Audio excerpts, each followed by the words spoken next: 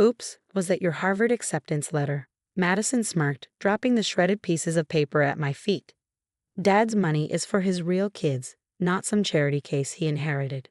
Her brother Tyler leaned against the doorframe, both of them blocking my escape from what used to be my study room.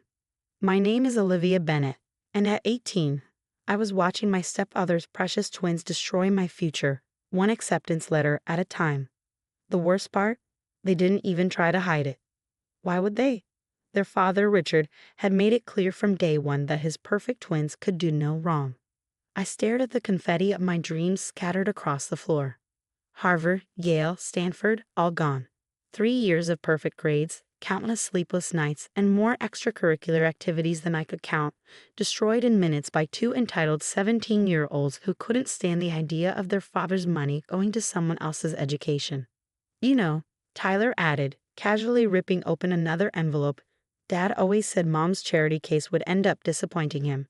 Guess he was right. He paused, pretending to read the letter before tearing it to pieces. Oh, look, Columbia. Way too expensive for someone like you. I remained silent, which only seemed to irritate them more. Madison stepped closer, her designer shoes crunching the papers beneath her feet. Nothing to say. No tears. Come on, Oliver, where's the drama? You're usually so good at playing the perfect student. The thing is, they didn't know my mother. They didn't know Emily Bennett, the woman who worked 3 jobs to put me through private school before she met their father. The woman who spent every spare moment teaching me the value of education and independence. The woman who, even after marrying Richard, kept her own bank account and continued working, despite his insistence that she didn't need to. You done? I asked calmly, bending down to gather the pieces of my letters. My composure seemed to throw them off balance. They were used to their victims crying, pleading, or running to their father. I did none of those things. What's wrong with you? Madison demanded, her perfectly manicured hands on her hips. Don't you get it? You're not going to college. Dad's not paying for you. You're nothing but a burden he took on when he married your pathetic mother. I thought about my mom then, about how she'd smiled mysteriously when I worried about college costs. Everything's taken care of, sweetheart, she'd said, just 2 months before the cancer took her. Just focus on getting those acceptance letters. That was 6 months ago. 6 months of living with Richard and his twins, watching them systematically try to erase every trace of my mother from the house. 6 months of Richard's subtle hints about community college being a more appropriate choice for someone in my situation. Actually, I said, standing up with the torn pieces in my hands, I think you're the ones who don't get it. Before either of them could respond, my phone buzzed. The caller ID read, Harrison and Associates, my mother's lawyers. The same lawyers Richard had been trying to contact since Mom's death, claiming he needed to sort out some paperwork. Excuse me, I said, stepping between them. I need to take this call. Whatever, Madison scoffed. Probably the financial aid office calling to reject you. Come on, Tyler, we're done here. I waited until they left, their laughter echoing down the hallway before answering the call. Hello? Miss Bennett? This is James Harrison.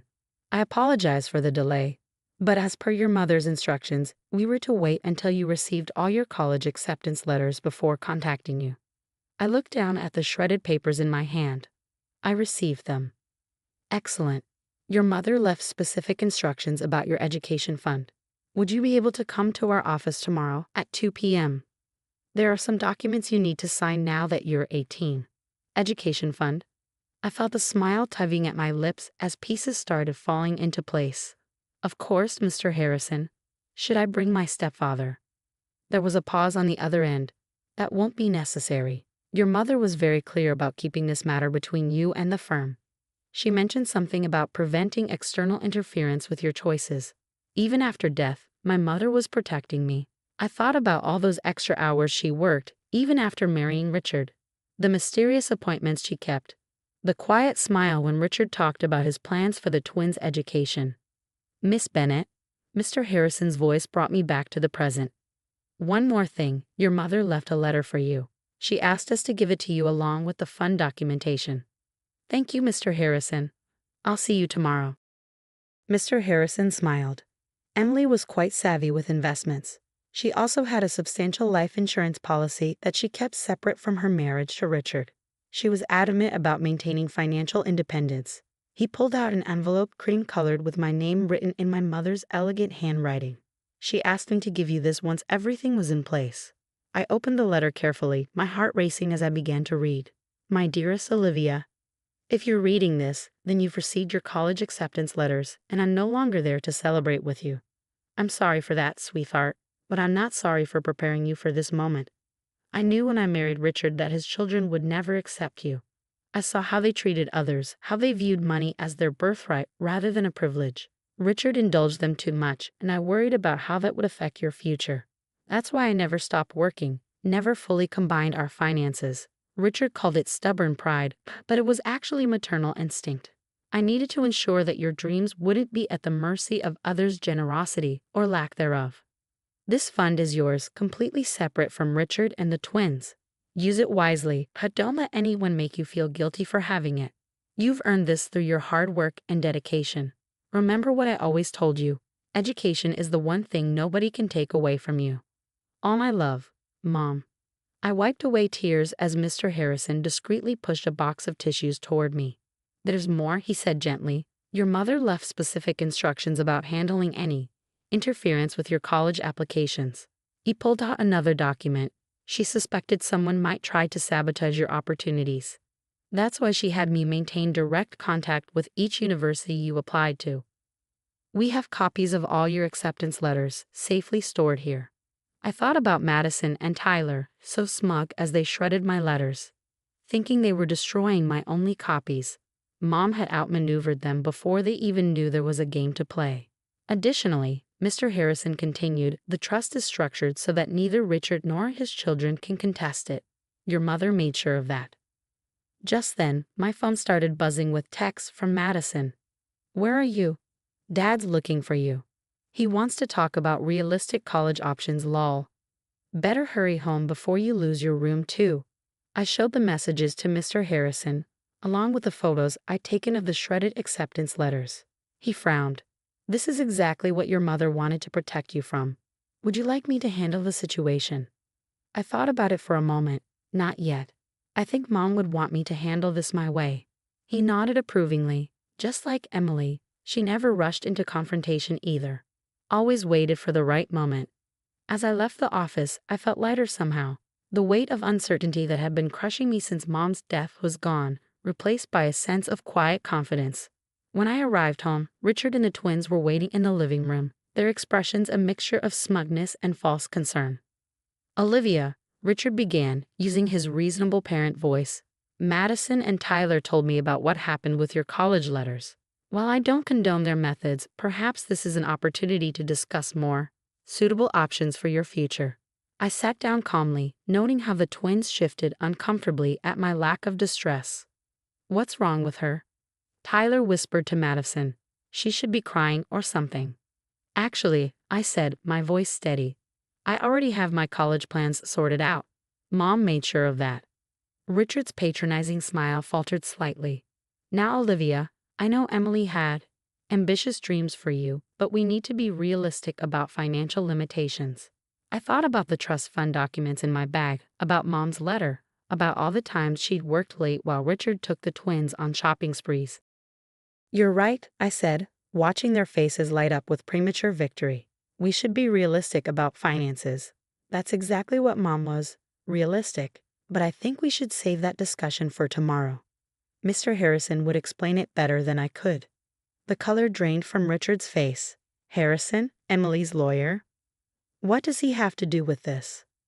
I stood up, enjoying their confused expressions. Everything. He has to do with everything. But don't worry, you'll all find out soon enough. As I walked upstairs, I heard Madison's shrill voice. Dad, what's going on? Why does she look so happy? I closed my bedroom door, silencing their worried conversations. Pulling out Mom's letter again, I read it one more time, imagining her voice, her quiet strength.